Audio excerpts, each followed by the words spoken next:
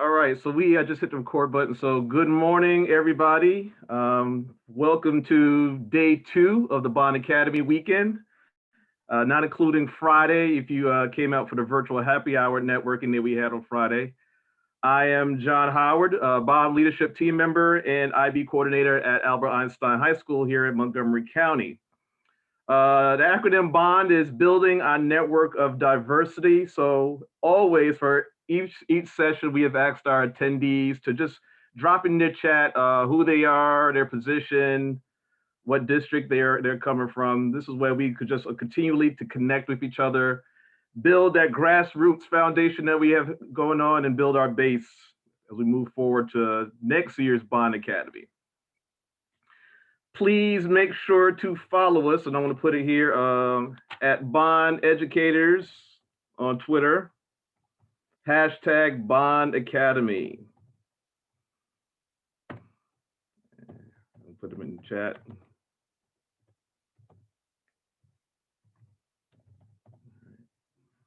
All right. So for our audience today, we have 4 distinguished gentlemen here, male educators of color, who will give their insight and some of their background on their experiences thus far in the teaching profession. I think, Tivon, you said you're year 6, right?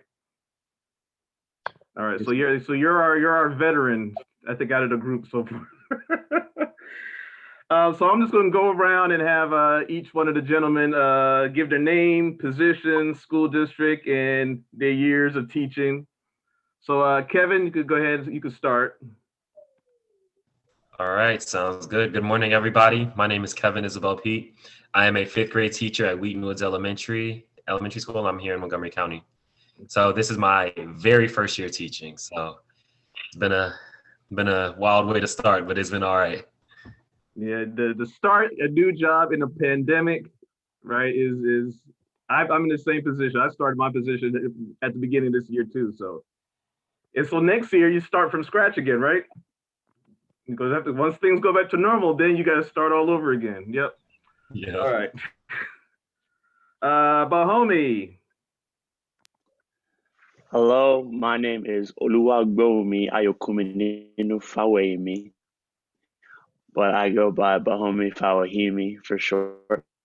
I am an assistant band director at Hayes Middle School in Prosper ISD, Prosper, Texas, down in the Lone Star State. This is my 2nd year of teaching, the pandemic. So like, we're just glad that we're making it to the end of this year this time. All right, Tivon. Morning, friends. So my name is Tivon Adams. I am a TOR interventionist with KIPP Indy Unite Elementary. I've been in education for 6 years. This is my first year as a TOR interventionist, kindergarten style. And it's been a definite journey with these little kiddos, blank slates, helping them become young people and community members. And it's been hard work, but it's been very beneficial. Morning, everybody. Thank you, sir. And Daniel. Good morning, everybody. It's great to be connected with you. My name is Daniel Alvarenga, and I'm the school counselor at Oakview Elementary School in Montgomery County Public Schools, Maryland. And this is my 2nd year as a counselor. So my first year, in the middle of the year, pandemic hits. So I've had about 4 or 5 months of being just a regular counselor. Everything changes up. Now we're back in person, but not all the students are there. So teaching has its own challenges, but counseling has its own difficulties as well. Thank you all. So for our audience and for our panelists, if you know anything about Bond, we like to keep things organic. We want our participants to speak their truth, and we frown on canned responses. So dudes, guys, say what you got to say, get off your chest, what the frustrations are, keep it real. We have members of our attendees here who are, administrators, consultant teachers, teacher mentors. So this is stuff that can actually help them, and hopefully they can share some information that can help you in your journey, as hopefully, as we know, most new teachers do not last past year 5. So hopefully we could provide and share with each other information that can make you all teachers like me. This is year 25 for me. So hopefully, you could hit that mark and keep your sanity at the same time. All right, so we'll start the first question and we'll see where everything takes us. Gentlemen, so the first question is, why did you become an educator and was it your first choice? So as we know, for a lot of, and if you've been to a lot of the sessions over this weekend, for a lot of male educators of color, teaching is not the thing that you say, oh, when I grow up, I want to be a teacher. So there's something that has inspired you through your path from K through 12, college, and so on and so forth, that has made you want to become a teacher. So if you can, could you share what made you become a teacher and was that your first choice? We could start with Daniel and go back the other way. So for me, counseling was not my first choice. I was actually at Towson completing my bachelor's in health science. And the class that really just did it for me in the sense of wanting to get out of health science was anatomy and physiology. So for me, when I was sitting in that class, I remember we had a lab to do and I hadn't prepared. I hadn't studied well. I hadn't done my part. So I'm sitting there thinking, you know what? I had been losing interest for the past weeks leading up to that test. I'm a very social person. I'm a very active person. I like engaging with people. And I said, you know what? I kind of need a switch, but I don't know in what direction I want to go. And for me, I reached out to a mentor who is also a person of color. And I was opening up to him. I said, you know what? I'm thinking of dropping out of school. I need a break. I don't know what I'm going to do because I'm overwhelmed. I'm really overwhelmed. And he asked me, what is it that you like to do? And I told him, I like people. I like being around people. I like engaging. I try to be as sociable as I can. He said, have you ever thought about psychology? I said, it's always interested me, but I haven't dug deep into it. So he got me in contact with other people. I did transfer to the University of Valley Forge in Pennsylvania and completed my undergraduate studies there. And as I started getting a feel for my studies, I started realizing, you know what, this is something I want to do. And as I'm going around campus, talking to people, becoming friends with more people would connect with me, I would connect with them. And I would find myself having like informal counseling sessions, not as a session like in the traditional way where somebody's going to sit down with me, but it's one of those things when you give somebody the opportunity to talk and you let them be heard, you can go in so many directions. And that's something that I learned. That helped me to connect with people where people would finish talking, said, you know what? You gave me an opportunity to be heard instead of telling me what to do. And for people, that's very helpful. The example that I always like to give is sometimes people are like a bottle of Coca-Cola. You shake it up, you shake it up, you shake it up. If you open it all at once, it's going to explode. But if you open it little by little, it's going to ease it out. Something's still going to happen, but it's going to happen in a different way. So as I started seeing that more in undergrad, I said, you know what? I know where I want to head into. And for me, counseling, even though it's my second year, but throughout my life, even before undergrad, I've always been able to connect with people, and people have shared with me their problems, opened up, and found a way to get comfortable with me. And I've tried to provide that opportunity for them. And being in the school setting has definitely been great for me. Thank you, sir. Devon.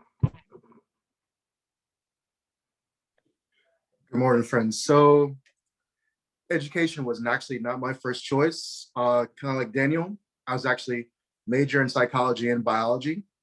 And I worked in the addictions field for roughly about 3 years. And actually then I worked for Department of Child Services. We transitioned to Indiana and Indianapolis for 3 more years. And I can still remember the case that I was working because I had not developed a very strong relationship, or I was continuing working on a strong relationship with this particular foster family that I had. And it was because I was the one that did the removal. And you can already imagine how that can keep you from, but anyway, I digress. So been doing in-home visits, never once thought of going to the school and checking on that child. And so it's like, you know what, I'm gonna do a pop-in visit. I'm gonna go to the school and I want to see my kiddo. And all of a sudden a whole new world just opened up because not to give details that I'm not allowed to, but I was able to see this child in a whole different light. And the teachers were able to communicate so many things with me that was going on with the foster family that the foster family had hid. And I realized that, one, this is the type of impact and influence I wanted to have in children's lives, and that working for the state wasn't cutting it. And then two, teachers are there on the ground all day, every day. And this is that life. You're more than just, putting out information. You're rearing, or you bring an auntie or an uncle, a TT. You're being so much to these kids. And that's the type of impact that I wanted to have. So it was in my mind. And then I realized later on, I needed to transition, I needed to move on. One of my aunts is an educator. My mother back in Jamaica, she was an educator. And one of my friends was like, why don't you just go into education? You have this love and passion for kids. Try something new. And even in the interview, I had another job lined up. I could stay in social work, or I can be an educator. And the principal was like, it was actually IMSA North. He was like, hey, what do you want to do? You have this path, which you want to choose. And I chose education, and I haven't looked back since. Thank you, sir. Bahomie. So believe it or not, I wanted to be a band director since I was in the 7th grade. The reason behind it was my middle school band director. His name's Gary Williams. He's a very successful band director down here in the North Dallas area. He was working on our pep tunes for middle school, and it was towards the end of the year, and he did these tunes. So I got up there and I'm just waving his baton, and I'm in front of all these instruments, and I just saw my future. I was like, oh my gosh, this is exactly what I want to do. Unfortunately, I am a Nigerian, and my parents came from Nigeria, and they have a very strict idea of what they want their children to do when they grow up. It's either you're a doctor, you're a lawyer, or an engineer. And I wanted to be a band director. So they spent a really long time in going to different avenues. My dad wanted me to be a computer engineer because I love computers. My mom wanted me to be a pharmacist. She said that you have a lot of discipline, which would make you a great doctor. And I tried to explain to her, Mom, all of my discipline came from being in band throughout my entire middle school and high school career. So that's why I am the way that I am. So but it was just a lot of back and forth, and I ended up going to Texas Tech University for music education, even though my dad was still trying to tell me you need to add another degree on top of education just in case it doesn't work out. And they just had this idea that, one, I was a very impatient child, so they're just like, you can't work me as you want to. So those are the two things that were telling me throughout college.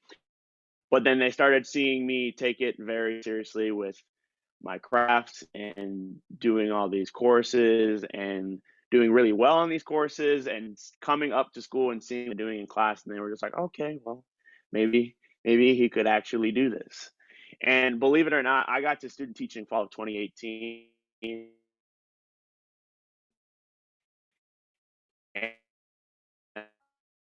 just going around, and I was doing all these things for all these schools, and I was just like, I'm still graduating, and now I'm just realizing, oh snap, this isn't what I expected. This isn't what I wanted.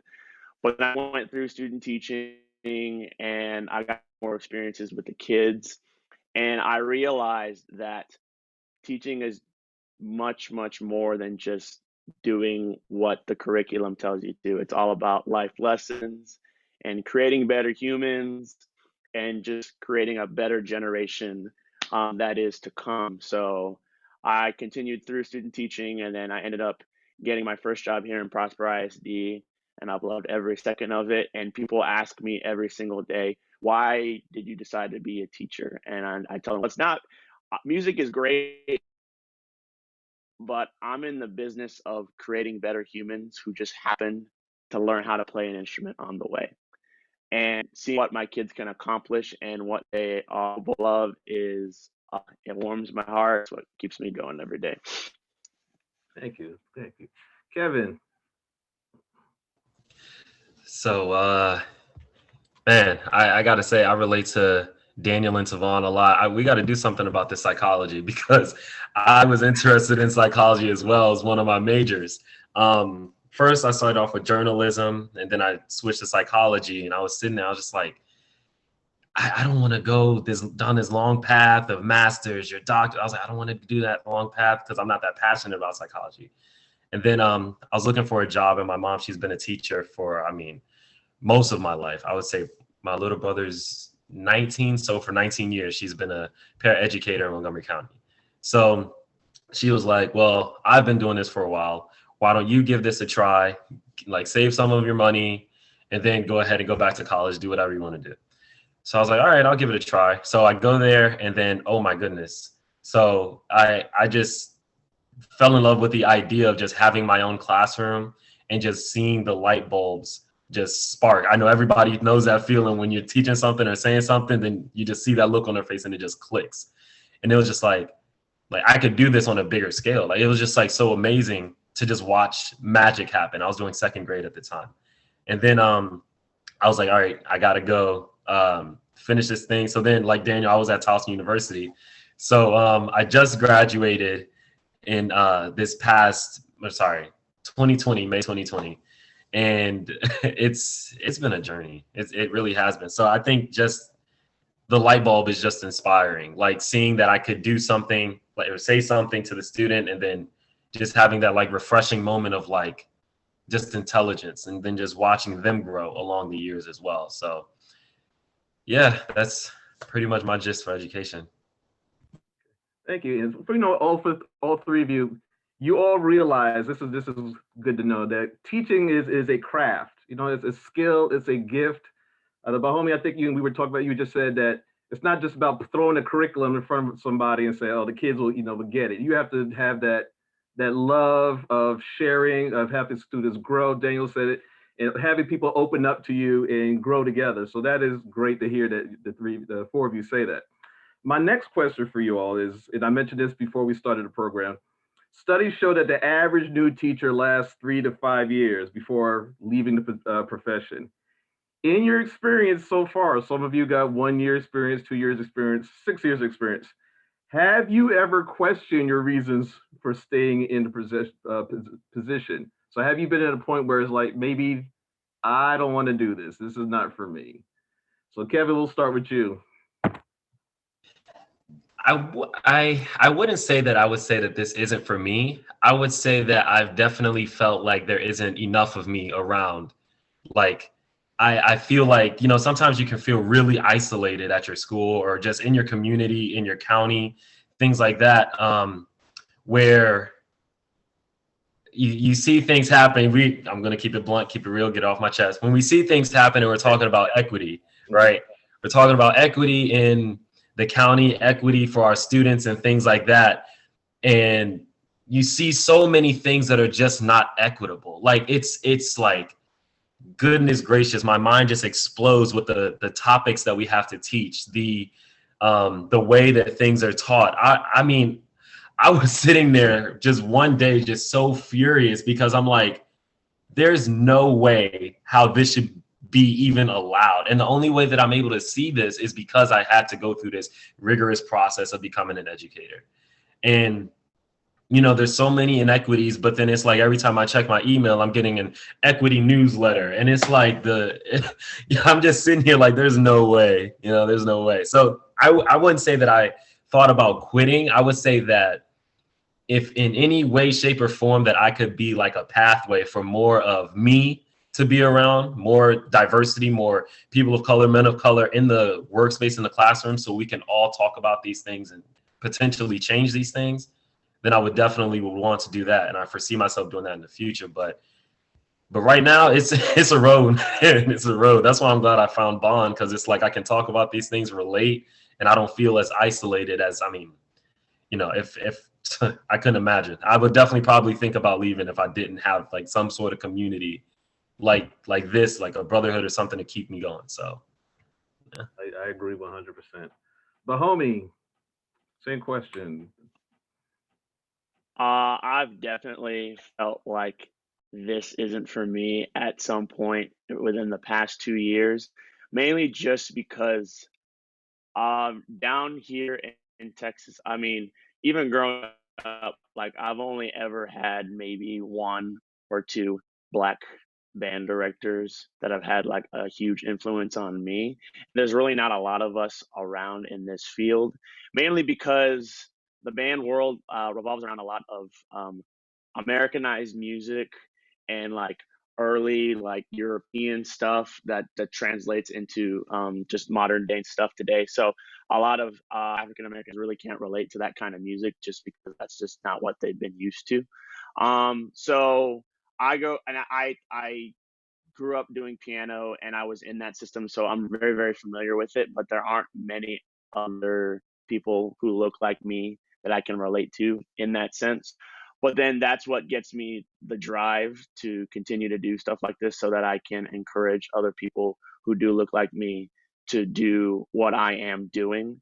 Because I have people same ethnicity as me in my classroom and they're killing it on their instruments, and I'm telling them, "Hey, y'all, I mean, this is this is special what we have right here because there aren't many of us out there doing what we're doing right now, and I think it's important that we stick together. And I'm your biggest fan the entire way because that's what I'm here for, and I want to provide that support for students who look exactly like me." Thank you, thank you. A hypocrisy I always find like over the years is like when people say, "Oh, Kevin, you're a great teacher," or Daniel, a great counselor, Tavani, a great teacher. You should go into administration. So now then you're taking that teacher out of the classroom and put him away where now they're just dealing with adults. And then that cycle continues. People will say, well, now you have a seat at the table where you can hire more teachers of color. But what happens until that point comes around? Now you're pulling that teacher of color out of the classroom. So, I think that's one of the things for you all to think about. For myself, I sit at the leadership table, but at the same time, I'm still teaching classes. I do not want to become an administrator because I want to still be that face for students to see whether they're white, black, Hispanic, so on and so forth. So, Tavon, same question. Have you had a point where you were like, I don't know if I'm going to do this anymore? Yes. First of all, you guys have made me think a lot of points that have gone through my mind before. My specific one. So it was year 3. I just came out of ITF, and I am trying to implement all these things that they have taught me how to be this better teacher. And so I'm doing all the moves. I'm swiveling. I'm going behind the pillar. I'm doing everything right. And this year I was teaching science as an enrichment, and it just wasn't clicking. It just wasn't clicking at all. And to make a long story short, the reason why I wasn't clicking is because I wasn't being my authentic self. My first 2 years of education, like I was like, you were thrown in the pit, you got to figure out how to be. I was able to figure out myself. This is what I was doing. I was being successful. I did the ITF stuff. I lost myself in that process and in that transition. And so year 4, I had to reconnect with myself as an educator, and why was I doing this? And how do I do it? What were the things that I were doing great in years 1 and 2? And then how can I make that better in years 4, 5, and now 6? So that authentic self. And then also just to put a top on that, self-advocating, right? I had to learn how to advocate for myself again. And through advocating for myself, teach my students how to advocate for themselves as well. So yeah, authenticness and self-advocacy. Awesome. Thank you. Daniel.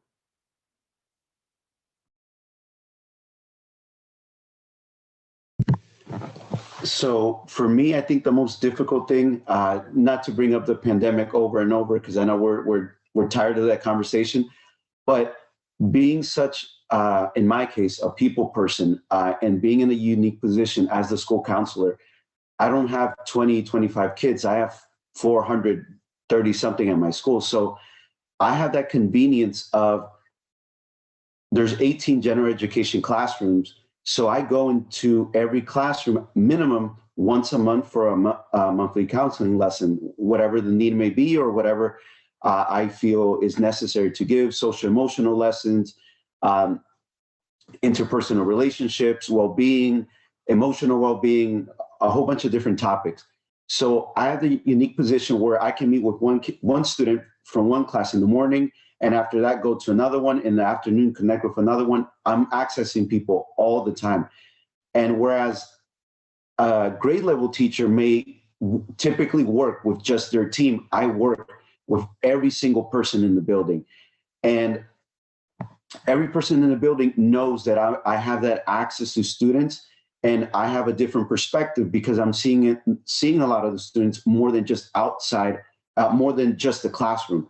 And as we know, there's more to a student, there's more to our students than just academics. There is more to our student than just their grade. They got an A, they got a B, they didn't show up.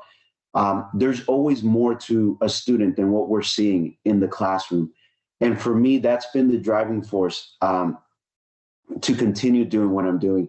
And I brought up the pandemic in the beginning of discussing right now, because once everyone went into shutdown and you're not having that interaction and you're calling people, come pick up the Chromebook, come pick up the mobile hotspot. Why aren't they connecting? I'm bilingual, and I'm also fluent in Spanish. So in my culture, or I can't generalize as all Hispanic culture, but there's a lot of there's a lack of knowledge on information and technology. So obviously I can't go to people, they can't come to the school as well. So having these conversations on the phone, trying to walk them through it, trying to explain it and everything, and people being thankful and being happy about having their student be able to be connected, that's really pushed me to keep on going, even despite the initial frustrations of why aren't they connecting? Why are they connecting late? Why are they leaving? Why is their camera not on? All those difficulties we've been facing for these past several months. For me, seeing that happiness in a family having their child connect, and a child being able to connect and do something not only for themselves, but for their family as well, that's been a big driving force for me. But I have thought about not quitting necessarily, but just like, today's a lot to take in. I need to disconnect, refresh, walk outside, go exercise, whatever it needs to be to get back into it. Thank you. And so to follow up with that, as new teachers or newer teachers, what is the support that you feel you needed during your first year that you wish you could have received during that time? What's the support you all, you were floundering, you were looking around for like somebody like throw me a lifeline. What is something that you were looking for that you did not receive that you really wanted to receive your first year? Bahami?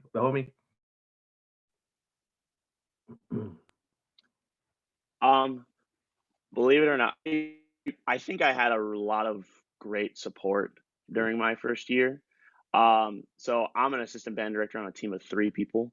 So I had someone with 16 years of teaching band, and I also had another person with 7 years of teaching band, and we all work as a cohesive unit to make sure that everything is being done the way that it needs to. And it's just lovely to have that camaraderie and that support throughout the entire year, just having a team the entire time. Also, Prosper ISD has this first year teacher program throughout the entire year. Our recruitment and retention officer, Bernadette Drace, she did a phenomenal job checking in with all of us and making sure that at the specific checkpoints, it's funny because at the very beginning of the year, like she showed us a chart of like our level of enthusiasm with teaching. like how it goes up and then how it goes down, and like just like the way that we're going to feel throughout the entire year. So they kept that into account with what they were talking to us about throughout the entire year. Just making sure that we were okay, giving us tips, just the occasional phone call to check in. So I think that the first year, despite like the end of it just being a little bit weird with COVID just coming in, I thought it was really, really well done in terms of just making sure that I was put in the right spot. Good. All right. Tavon. So for me, in the first 2 years, it was that open communication, or having the ability to, I guess, have that authentic conversation about how I was feeling and what I was going through. You know, I was learning, was like I said, my first year in education, trying to learn this curriculum so I can do it right, teach it correctly. And I would hear, okay, yeah, awesome. You have any questions? But then but the feeling I had was like, are you really going to be there? Because when I'm asking the question, it's like, let's schedule, and it's taken a while, or let me go follow up email, like what's going on, or all right, now I got to figure it out for myself. Obviously, I had to learn that my surrounding peers, that was more of a lifeline for me than the initial administration was, and making those connections and relationships. So in year 3, when I went through that particular struggle, I learned already to connect with my peers. So, hey, these are the questions that I'm having. These are the feelings that I'm having. But then I didn't give my administration that chance to show me that they could be there to support me. And so I shut off that avenue. So by the end of year 3, connecting with my coach, getting those PDs, once again, learning how to advocate for myself. Like, guys, like I need this professional development. Like I need to express myself in this way. Please excuse me if like I ramble on, because sometimes, hey, I ramble. I'm getting my emotions out. And so asking those things, connecting with the people, making a community and a family, that's what I definitely needed my first year, 2 years of education, and then making sure that I keep up building those relationships as I go now in education. Thank you. You know, tying into that, I, as a consulting teacher, if you don't know what consulting teacher, in Montgomery County, there are teachers who work with new teachers and, you know, help them through the process of that first year of teaching. And in my 3 years as a consultant teacher, I had over 60 teachers, only 2 were male educators of color. Both of them were at predominantly white staff schools. Neither one of them, they both quit. Neither one of them finished out the year. I was like the only male educator, the only voice that they could speak to. Outside of that, they were isolated in their buildings. And outside of me, they were, once again, they're just like looking around like, I have no one to talk to. I have no one to vent to. No one's sharing materials with me. No one's giving me information on how to do X, Y, Z. And it becomes frustrating. And, you know, I think that's something that really weighs on me, which is why I'm so involved with Bond and in recruiting and mentoring as well, because your stories and those guys' stories are really what pushed me forward to make sure that we keep you here, as I keep saying, for more than 3 to 5 years. So, Daniel? I would say my experience I've been very fortunate in the sense of, I graduated from Hopkins in 2019. I started working the next month. And when I see this email about Bond, I'm, wondering who this is, what it is, who is, I believe it was Dr. Howard who sent the email. So as soon as I saw what it was about, male educators of color, I'm thinking, obviously, I'm of color. I want to belong and have that sense of community. And as we all know, our community is such a great part of who we are. And for the most part, we are very social people. We're very active. So I go to my first meeting and you're kind of, I kind of had like a fish out of water feeling, because I'm fresh out of school, starting from ground zero. But that sense of community and that companionship and people joking around and laughing and just that companionship, I said, this is something that I want to continue supporting. And sometimes, at least in previous experiences, people want to get together and it's like, well, we have this meeting one time and then that's it. There's no follow-up. Thanks for coming. And if you need me, I'm here. But when you reach out, no one's there. So it's very hard to stay connected. And then once I saw that I got another email and then I got more invites and started attending more events, I'm like, this group is not just talking about doing things, they're actually doing things. And that's something that I'm very much about. I strongly believe that our words are important, but our actions carry even much more weight. So I'm hoping that as restrictions are lifted up, just in general, but especially for us here as bondmen here in the area of Maryland, if we're able to do a cookout, a gathering, something at the park, we all love to eat. We all love to talk. We all enjoy that companionship. A day at the park. Hey, you know what? Let's meet up a week before school starts. Let's catch up. What can we do different this year? For me, that would honestly be one of the best things we could do, not just for the food, but for the companionship and just, getting recharged and being able to connect with people who we may have not connected with before, or we've seen them through a screen. And being on a screen is fine, but being a few feet away from somebody and seeing that face, seeing their body language, seeing their happiness, seeing their frustration, seeing who they are right in front of you, that is a unique opportunity. So I hope that everyone is able to do that in their own county as well. Kevin. Oh man, so this has been a bit a bit strange, I would say, but this year, I mean, I would say everybody has done everything they can in their respective roles. My administration, they take the weight off of me so much. Like it's one thing to have an administration, but I see myself in my administration too. My principal and my assistant principal are both Black. And it's like, I can see myself and they see me. Like, I'm not just a male of color, like I'm Kevin as well. They talk to me. They really give me good insight about things. Like when they give me feedback, it's just always flowing. Like it's just their perspective of things are different too. They see how I'm talking to different students, how my behaviors are, and what am I doing to motivate, all that good stuff as well. My CT has been just flowing me with resources with anything that I have. She's just been like, oh, so you had this problem, and it'll be things that I even forgot that I mentioned to her. And then she'll send me a follow-up email and say, oh, here you go. Like I found this for you. Look at this source. And I'm like, I forgot that I told you that. Like, I'm just sitting there like that. And I saw in the chat, we were talking about a paraeducator that can help a new teacher. I have that. And I'm telling you, in the beginning, the beginning of the year, I was like, I don't know how I'm going to teach reading because we have a brand new curriculum.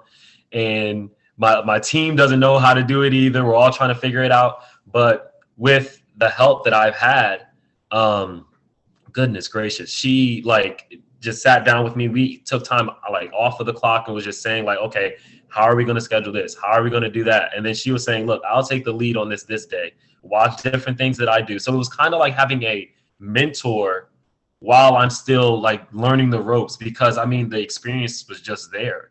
So having that really pushed me along so I could find my groove and things like that, just providing that outlet to grow. That was just absolutely amazing. My team has been giving me resources every time that I turn around. They're like, so what do you need for next year? We're already ordering things. And I'm like, you've given me so much stuff that I haven't even opened up any boxes yet. So that's kind of my task. I got to sort through myself, but my team has just, the amount of support that I have, I've been truly, truly blessed. I know this isn't everywhere. And I know that I'm really not trying to let it go to waste or anything like that. I'm truly grateful for all of this. So I would say despite everything going on, I've had a really, really good support group to start me off. So.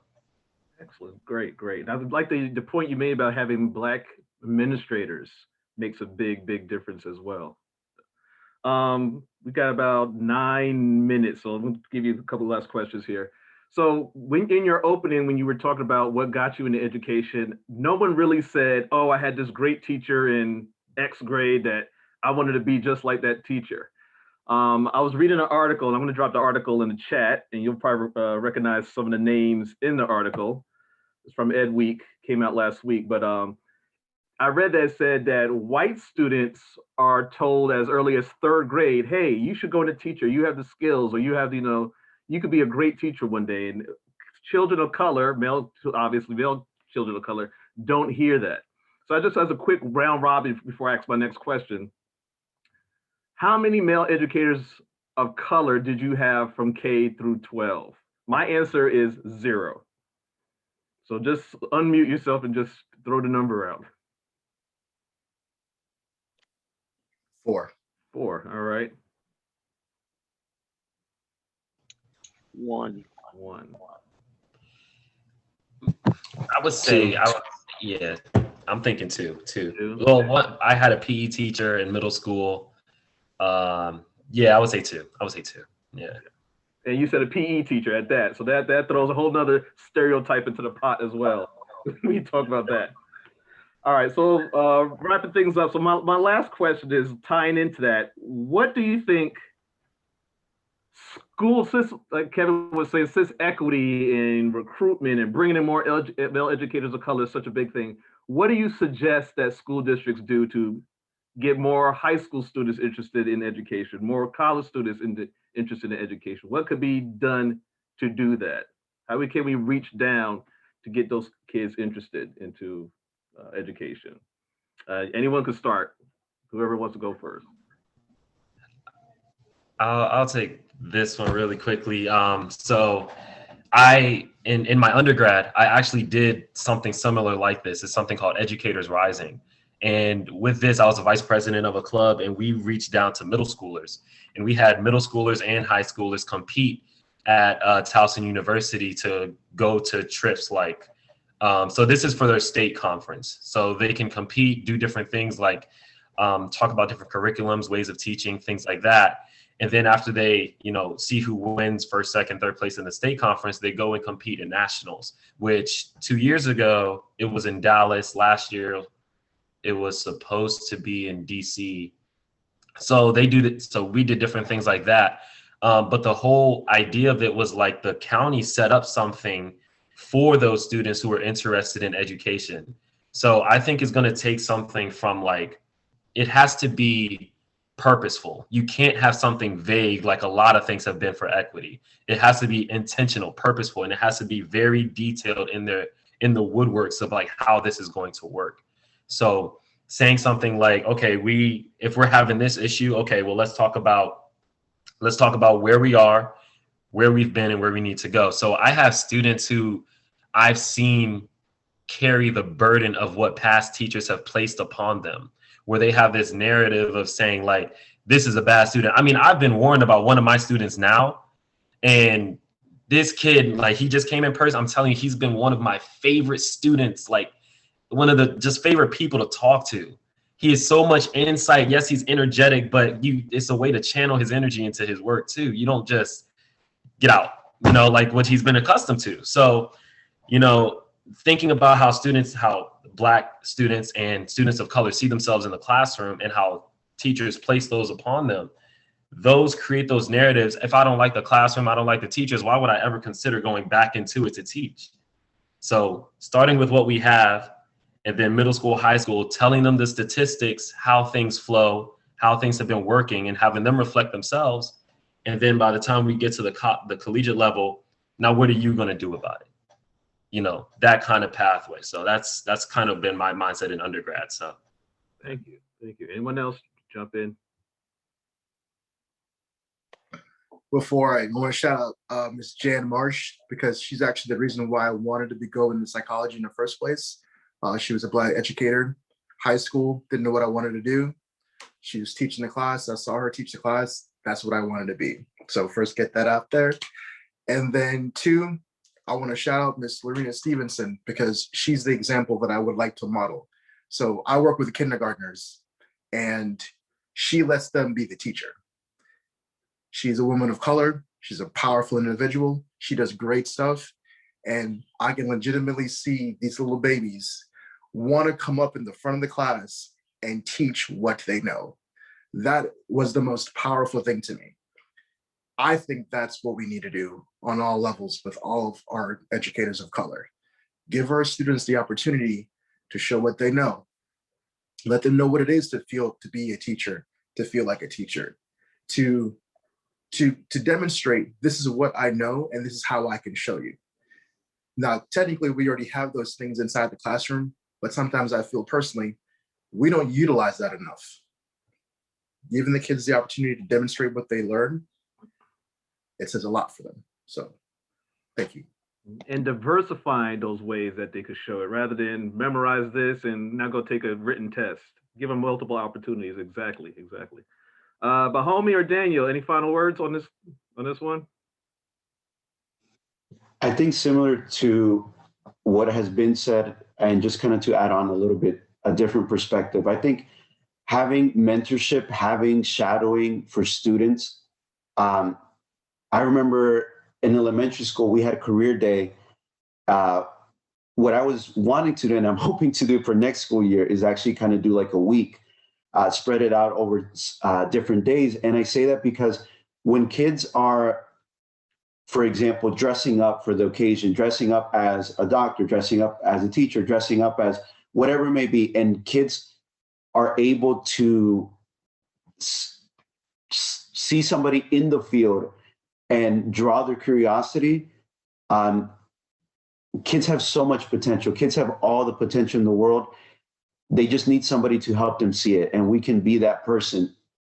And if they're able to shadow us for an hour or go to another school or go to an after school program or anything like that, that mentorship and that shadowing I think can make a really big difference in creating kids who are passionate for education as well.